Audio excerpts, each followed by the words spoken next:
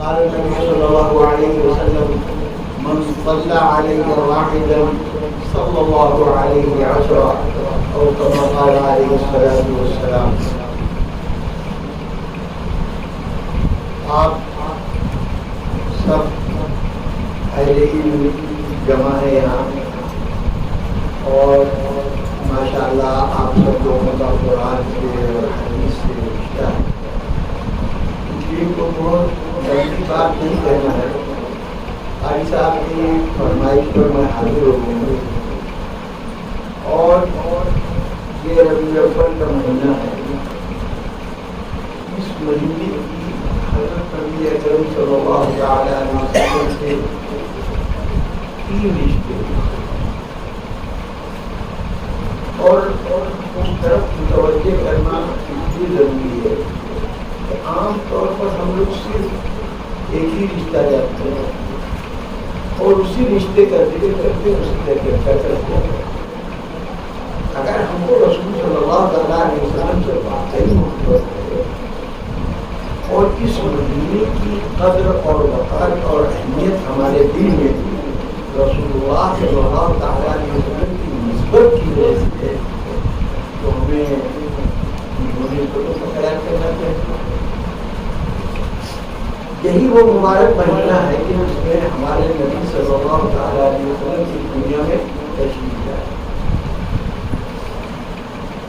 یہ بات پکی ہے کہ رسول اللہ صلی اللہ علیہ وسلم کی ولادت باصحابت ربیع الاول کے مہینے میں ہوئی, لیکن تاریخ کیا تھی اس میں بہت اختلاف ہے.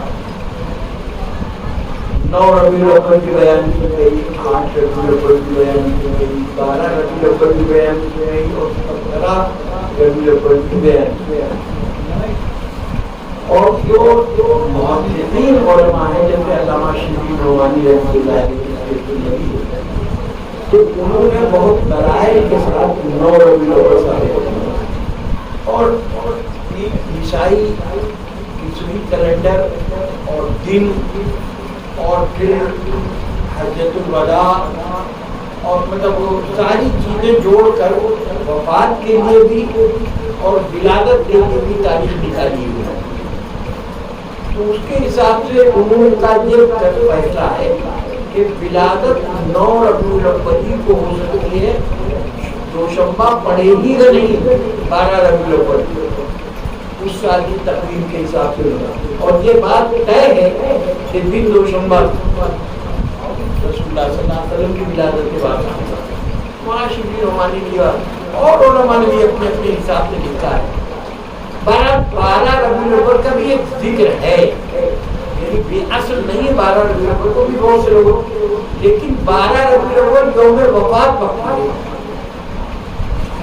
اسی لیے اس کو 12 وفات اس مہینے کو کہا جاتا ہے. یعنی 12 تاریخ کو رسول اللہ صلی اللہ علیہ وسلم کی وفات. تو رسول اللہ صلی اللہ علیہ وسلم کا ایک رشتہ تو یہ ہے کہ اس مہینے سے تاریخ کو الگ ہٹا دیجیے تو اس مہینے سے ایک رشتہ تو یہ ہے کہ ان کی ولادت باصحابت اسی مہینے میں ہوئی, اس میں کوئی اختلاف نہیں. دوسرا رشتہ یہ ہے کہ رسول اللہ صلی اللہ علیہ وسلم کی وفات اسی مہینے میں ہوئی, اس میں بھی کوئی اختلاف نہیں. اور تیسری بات یہ ہے کہ رسول اللہ صلی اللہ علیہ وسلم نے مکہ مکرمہ سے مدینہ منورہ کی طرف ہجرت کی اسی مہینے میں, اور ہجرت مدینہ ٹرننگ پوائنٹ, ہجرت مدینہ اسلام کے لیے, رسول اللہ صلی اللہ علیہ وسلم کے لیے, آپ کے غلاموں کے لیے, صحابہ کرام کے لیے ایک عظیم موقع, عجیب موقع ہے. وہ یہ ہے کہ ایک طرف رنج تکلیف غم کی آخری حد یہ ہے کہ اتنے ظلم ہوئے کہ وطن بھی چھوڑنا پڑا, وطن سے نکلے مجبور ہو گئے. اس سے زیادہ بات کیا ہو سکتی ہے کہ لوگ جا رہے ہیں, کس حال میں جا رہے ہیں کہ رسول اللہ صلی اللہ تعالی علیہ وسلم کے غلام جا رہے ہیں, ہجرت کر رہے ہیں, اور وہ ہجرت کر کے جب جا رہے ہیں تو مکے والے ان کو روک رہے ہیں. ایک صحابی بہت مالدار خوب مال والے ہیں, ظاہر ہے کہ جب وہ ہجرت کر رہے تھے اپنا وطن چھوڑ رہے تو اپنا مال بھی ساتھ میں لے جا رہے تھے، روک لیے.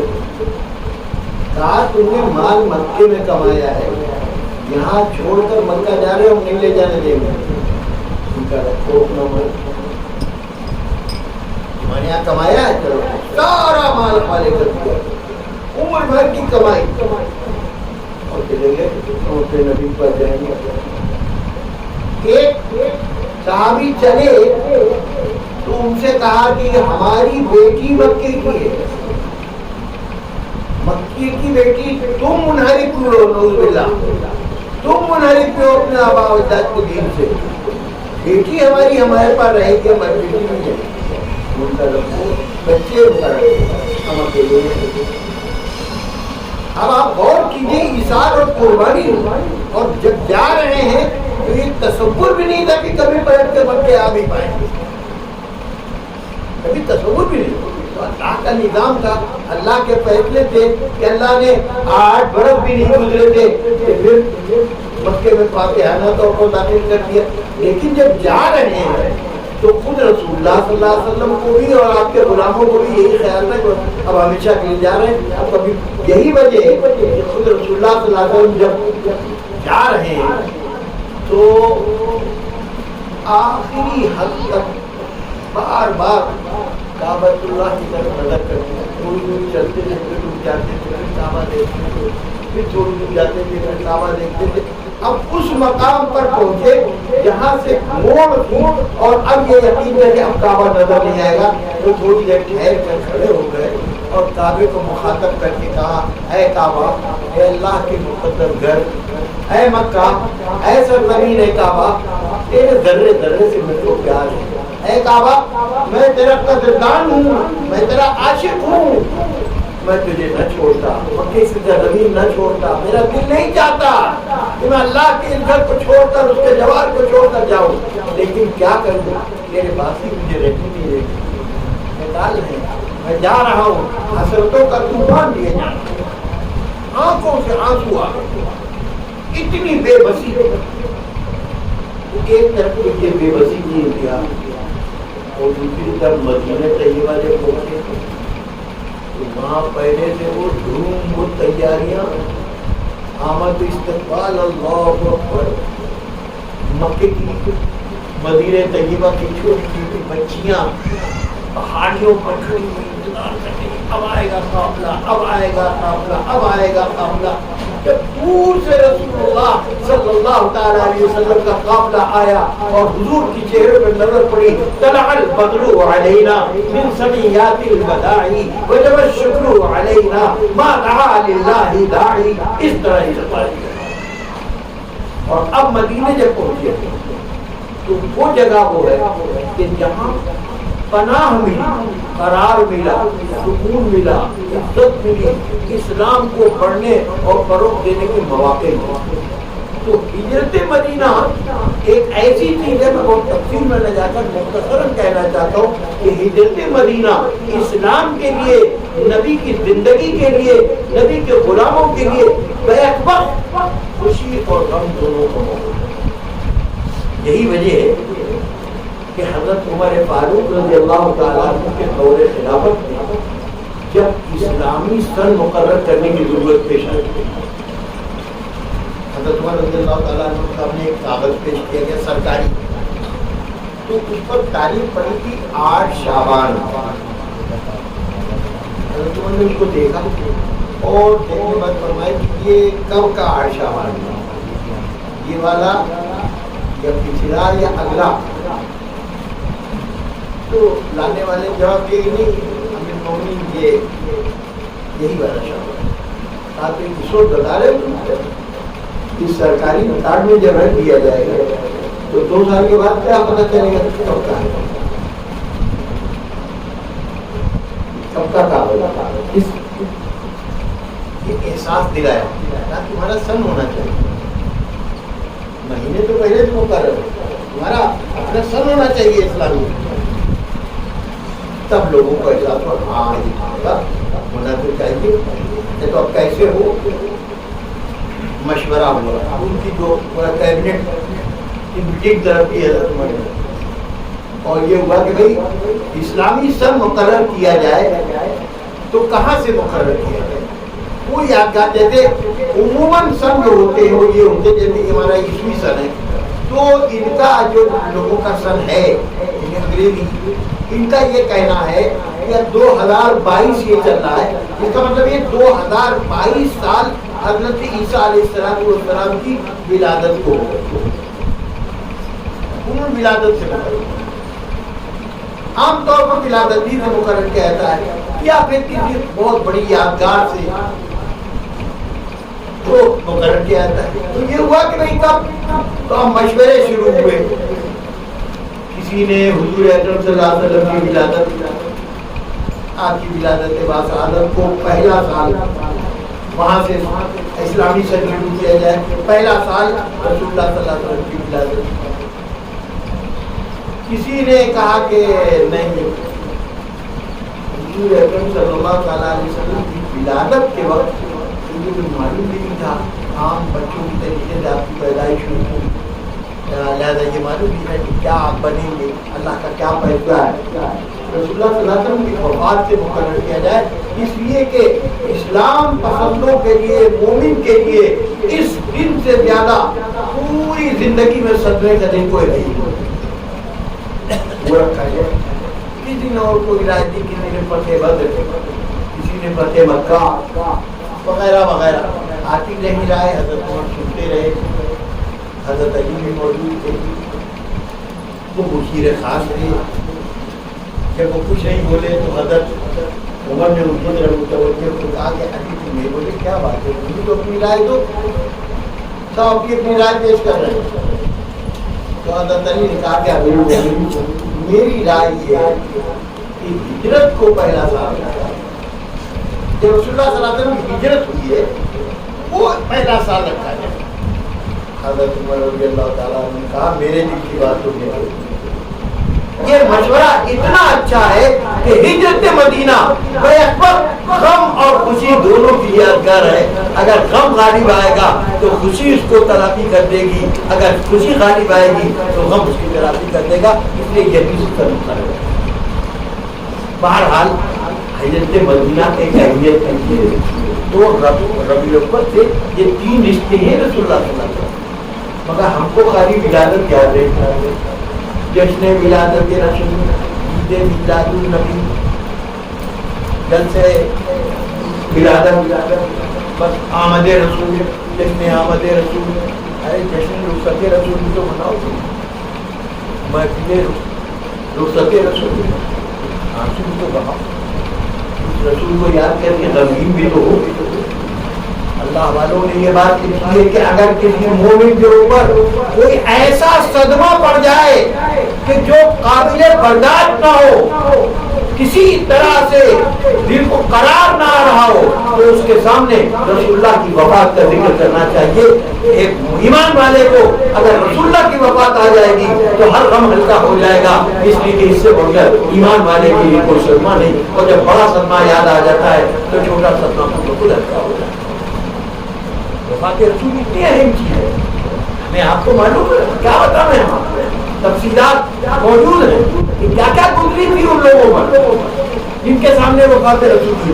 حضرت عمر جیسا دانا اور بینا چند توازن کو بیٹھا دینی اور تلوار یہ کھڑا کہا خبردار کسی نے اگر نام لیا کہ رسول کی وفات ہو گئی تو اس کی گردن توڑ دی، حالانکہ وفات ہو گئی، یہ تو ناک کو آسانی تو تھا۔ اور بھی اس طرح کے واقعات صحابہ کے ہیں پیش آئے، ان کی تفصیلات بیان کرنے کا موقع نہیں۔ بہرحال میرے کہنے کا مطلب یہ ہے کہ ولادت رسول آپ بیان کیجیے، منع نہیں کرتے، لیکن اکثر گولوی کا ایک شعر ہے کہ اپنی خوشی کے ساتھ میرا غم نباہ دو، اپنی خوشی کے ساتھ میرا غم نباہ دو، اتنا ہنسو کہ آنسو نکل پڑے، کم سے کم وفات رسول کا بھی تو ذکر کرو۔ ربیع الاول کا مہینہ ہے، سینکڑوں کی تعداد میں ہم اپنے شہر کی بات کر رہے ہیں اور اپنے صوبے اور اپنے ملک کی بات کریں تو ہزاروں لاکھوں کی تعداد میں محفلیں منعقد ہوگی۔ آپ نے آج تک کبھی کوئی پوسٹر دیکھا کہ جن پہ یہ لکھا ہو کہ فلاں تاریخ کو یہ محفل ہوگی جس میں وفات رسول کا ذکر کیا جائے، اس میں ولادت کا ذکر۔ اسی طریقے سے ہجرت رسول کا ذکر کون کرے گا؟ تو ربیع الاول کا مہینہ ہم نے اس ذرا الگ ہٹ کر ایک بات پھر آگے ربیع الاول کا تو میں نے کہہ دیا کام کی چیز ہے، ہم کو ذہن میں رکھنا چاہیے ہم کو رسول اللہ کی ہجرت، بھائی ہم ان کے غلام ہیں نا، ان کی ایک ایک ادا کو یاد کرنا ہماری ذمہ داری ہے نا۔ تو اگر ہم رسول کی ولادت کو یاد کریں گے تو رسول کی ہجرت کو کون یاد کرے گا، رسول کی وفات کو کون یاد کرے گا؟ اس لیے تینوں چیزیں ہم کو ربیع الاول میں یاد آنا چاہیے، اور ہم کو کوشش کرنا چاہیے کہ ہم تینوں چیزوں کے بیان کے لیے محفلیں منعقد کریں، یا ایک ہی محفل میں ایک ہی بیان میں تینوں چیزوں کا ذکر ہے۔ خالی ولادت سے بات شروع ہوگا، ولادت پہ ختم نہ ہوگا، یہ بہت ضروری۔ ایسا کیوں ہے؟ اس کی مصلحتیں جو ہے وہ ہم جانتے، اگر اس کا ہم ذکر کرنا نہیں چاہتے۔ بہرحال ایک بات تو یہ کہنا تھا، میں کہنا یہ چاہتا تھا کہ اتفاق ایسا ہے کہ یہ ربیع الاول کا مہینہ، اور آج قاضی صاحب نے جو دن مقرر کیا محفل، تو اللہ سے براہ راست اس محفل کا رشتہ ہے، اللہ کے رسول سے براہ راست اس محفل کا رشتہ ہے۔ یہ آپ حضرات نے درود شریف یہ رسول اللہ کا، اور رسول سے تعلق جوڑنے والا اپنا نفع کرتا ہے، رسول اللہ کو ہم کیا دے پائیں؟ وہ تو بانٹنے کی خیرات آئے، دینے تھوڑی کچھ آئے۔ فرمایا رسول اللہ کی حدیث میں نے پڑھی، فرمایا من صلی علیہ واحدا صلی اللہ علیہ وسلم، جو میرے اوپر ایک مرتبہ درود بھیجتا ہے اللہ اس پر 10 رحمتیں نازل کرتا ہے۔ دنیا کا کوئی عمل، دنیا کی کوئی دعا، ابھی تلاوت قرآن مجید ہوگی انشاءاللہ، میں اپنی تلاوت میں نہیں کہہ سکتا، خود پڑھنے والے نہیں کہہ سکتے، قاضی صاحب نہیں کہہ سکتے کہ کس کی قرأت اور کس کا پڑھنا اللہ کے یہاں قبول ہوا اور کس کا نہیں ہوا، کس نے گانے بجانے کے لیے اور فن کلاکاری دکھانے کے لیے پڑھا تھا اور کس نے اللہ کی رضا کے لیے پڑھا تھا، یہ فیصلہ ہم کر پائیں گے؟ ہمارے سامنے تو جو پڑھے گا بھائی ماشاء اللہ بڑے خوشی سے پڑھا، ہم یہ تو کہہ نہیں پائیں گے کہ ان قاضی صاحب نے اپنے کلاکاری دکھانے کے لیے پڑھا، یہ اللہ جانتا ہے۔ اس لیے ہم نماز پڑھیں، ہم قرآن کی تلاوت کریں، ہم آپ کوئی بھی نیک عمل کریں، پکے طور پر کوئی نہیں کہہ سکتا کہ یہ یقیناً قابل قبول ہے۔ ہم کو یہ حق نہیں ہے کہ ہم قاری ہے وہ شمس الہدیٰ صاحب کے سلسلے میں کہیں کہ ان کا کیا تھا کہ تو بالکل جنتی ہے، ایسا لگتا ہے جیسے جنت آپ کے ہاتھ میں، آپ نے جس کو چاہا جنت بنا دیا، جس کو چاہا دوزخی کر دیا۔ یہ تو کبھی نماز نہیں پڑھتا دوزخی ہے، اچھا نماز ہمارے باپ کی ہے، جن کی نماز وہ معاف کر دیں وہی دن جنت کیا کر اٹھے گا؟ اسی لیے حضرت عمر رضی اللہ تعالیٰ عنہ اس بات کی کہتے تھے کہ بھائی ہم تمہاری عبادات کے سلسلے میں کوئی دخل نہیں دیں گے، نماز پڑھو نہ پڑھو، روزہ رکھو نہ رکھو، ذکر کرو نہ کرو، قرآن کی تلاوت کرو نہ کرو، یہ تمہارا تمہارے پروردگار کا معاملہ ہے۔ وہ بہت اڑا بڑا ہے، ان کی مرضی پر ہے، زندگی بھر سجدے کرتے رہو، وہ ایک سجدہ قبول نہ کریں، اور تم زندگی بھر کبھی سجدہ نہ کرو وہ معاف کر دیں، نہ ہم اس میں کوئی دخل لے پائیں نہ اس میں۔ ہم تو تمہارے معاملات دیکھیں گا، تم ہمارے ساتھ کیسے ہو، ہمارے کیسے پڑوسی ہو، ہم سے کاروباری رشتہ ہے تمہارا، کیسے کام سے ہو رہے ہو تو ہمارے یہاں سے، ہم سے جو تمہیں وعدے کیے تھے، جھوٹے وعدے کیے، سچے وعدے کیے، ہماری رشتے داری تم سے ہے، تم رشتے کا حق ادا کر رہے تھے، ہم یہ دیکھیں گے جو ہم سے متعلق چیز ہے وہی ہم دیکھیں گے، جو اللہ سے متعلق چیز ہے وہ جانے تم جانو، ہم وہ نہیں دیکھیں گے۔ بھائی معاملہ یہی ہے، سیدھی سیدھی بات زندگی جتنی بھی عبادات ہے، کسی بھی عبادت کے سلسلے میں کوئی بڑے سے بڑا ولی، کوئی بڑے سے بڑا پیر، کوئی بڑے سے بڑا بزرگ، بڑے سے بڑا عالم یہ نہیں کہہ سکتا کہ ان صاحب کی یہ نماز قبول ہو گئی۔ کو قبول کرنا ہے وہ ہستی دوسری ہے. وہاں سے تو کوئی سلپ آ نہیں رہی جواب کی لیجیے ایکسپٹڈ. ادھر سے آیا تو نہیں رسید تو آتی نہیں آتی یہ قبول ہو گئی تو آپ کہیے رسید دکھا کے کہ ہماری نماز قبول ہو گئی. وہ تو اس دن پتا چلے گا حشر کے میدان میں قبول ہوئی کہ نہیں. واحد چیز دنیا کی واحد چیز درود شریف ہے کہ جس کے سلسلے میں ریجیکٹ ہونے کا سوال ہی نہیں. پکا وعدہ فرشتے متعین ہیں جن کا کام ہی یہی ہے. سیاحین فی الارض وہ ڈھونڈتے پھر رہے ہیں. یہاں درود کی محفل ہو رہی ہے. یہاں نام بنا اے اللہ آپ کے فلاں بندے نے جو فلاں کا بھیجا ہے آپ کے نبی پر یہ درود کی محفل بھیجا اور نبی کی خدمت حضور یہ بھیجا ہے رفیع سعادت صاحب نے, یہ بھیجا ہے قاری شمس الہدیٰ صاحب نے, یہ بھیجا فلاں صاحب نے, یہ بھیجا فلاں صاحب نے.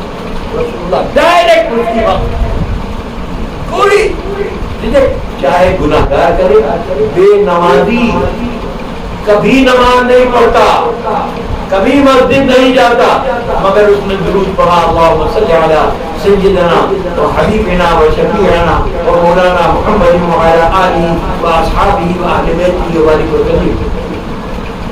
یہ درود پڑھا کھٹ سے پڑھا جو میں نے پڑھا پہنچا دیا تو فرشتہ موجود انہوں نے لکھا تو یہ اتنی مبارک چیز ہے درود شریف. اسی لیے ایک بات علماء کرام نے لکھی ہے کوئی دعا مانگنا ہو کوئی بھی دعا کو اپنے دین کی تو پہلے درود شریف پڑھ لو بعد میں درود شریف پڑھ لو. ادھر کا درود میں قبول ہوگا ادھر کا درود قبول ہوگا بیچ میں دعا دونوں میں دوپہر میں قبول ہو جائے گی. اب اللہ میاں حساب کر کے آپ کریں گے یہ قبول کرنے وہ قبول کرنے بیچ میں ریجیکٹ کر دیں وہ ہماری طرح کا بنیے کا حساب تھوڑی نہیں وہاں. ادھر کا قبول بڑی اچھی تحقیق بتائی. اللہ میاں کو بھی رحم الکرم پر ایک طرح کے توجہ کہنا چاہیے مجبور کر دو طرز کھائے نہیں کیا. تو یہ درود شریف کی اہمیت. اور آج یہاں ایک دوسرا رشتہ یہ ہے کہ درود سے تعلق رکھنے والی چیز ہے. یہاں بہت خوش نصیب ہیں آپ سب لوگ. تو ہمارے قاری صاحب ہر سنیچر کو ہر مہینے کے پہلے سنیچر کو یہ محفل درود شریف منعقد ہوتی ہے. اس میں کچھ لوگ ایسے ہوں گے ضرور جو ہر سنیچر کو آتے ہوں گے ہر محفل میں آتے ہوں گے. خوش نصیب لوگ ہیں کچھ کو جب موقع ملتا ہوگا آتے ہوں گے. بہرحال وقت کی بات کرنے آتے ہیں اس دن شریف ہے کہتی. اور یہاں سے ہی نہیں چلتے پھرتے اٹھتے بیٹھتے سب سے چھوٹا درود صلی اللہ علیہ وسلم کتنی دیر لگی. یہاں سے آپ اپنے گھر واپسی میں جائیں گے سینکڑوں مرتبہ کہیں گے صلی اللہ علیہ وسلم صلی اللہ علیہ وسلم صلی اللہ علیہ وسلم. کوئی کام کر رہے ہیں کچھ لکھ رہے ہیں کچھ پڑھ رہے ہیں کوئی سامان ڈھونڈ رہے ہیں بازار جا رہے ہیں صلی اللہ علیہ وسلم صلی اللہ علیہ وسلم صلی اللہ علیہ وسلم. کھاتا چل رہا ہے نیچے چل رہا ہے. آپ کو پتہ ہی کتنی لکھ دی گئی بے حساب. اس لیے درود کی کثرت نبی سے قریب ہونے کے لیے نبی کی حرمت حاصل کرنے کے لیے وہ آپ جب ان کے لیے دعا کریں تو کہیں گے میرا چاہنے والا تب تو مجھے یاد کیے ہوں گے تب تو میرے لیے رحمت کی دعا کرنا ہے. تو جو اب آپ مجھے یہ پتہ چلے کہ آپ رفیع آزاد صاحب آپ کا ذکر پڑھتے ہیں وہ ذکر خیر کرتے ہیں اور فلاں جگہ بھی کہا فلاں جگہ 2-4 آدمی مجھ سے کہیں مجھے اسے لگا ہوگا کہ میرے سب سے چاہنے والے ہیں ہر جگہ میرا ذکر کر کے مجھے موقع ملتی ہے. ایسے ہی کسی بندے کا کسی نبی کی امتی کا یہ ذکر کیا جائے ان کے سامنے یہ تو ہر وقت کا نام لیا کرتا ہے یہ تو ہر وقت کو دل بھیجا کرتا ہے یہ تو قرآن کا عاشق ہے. تو رسول اللہ کو لگا ہوگا کہ نہیں ہوگا میرا سچا چاہتے والا یہ محفلیں کرنے کے اور جلسے کرنے کے اور جلوس نکالنے کے اور جھنڈے نکالنے کے اور ان سب کی سب سے بڑھیا کام اور کم سے کم رب کا حق تو یہ ہے یہ ان کا مہینہ ہے، کم سے کم اس مہینے میں تو زیادہ سے زیادہ درود کا اہتمام۔ لرن آن لائن کی جانب سے آپ سے بس اتنی التجا ہے کہ ہمارے اس پروگرام کو لائک، شیئر اور سبسکرائب ضرور کریں، ساتھ ہی بیل آئیکن دبانا نہ بھولیں جس سے ہماری ہر ویڈیو آپ تک اپلوڈ ہونے کے ساتھ ہی پہنچ سکے۔ شکریہ۔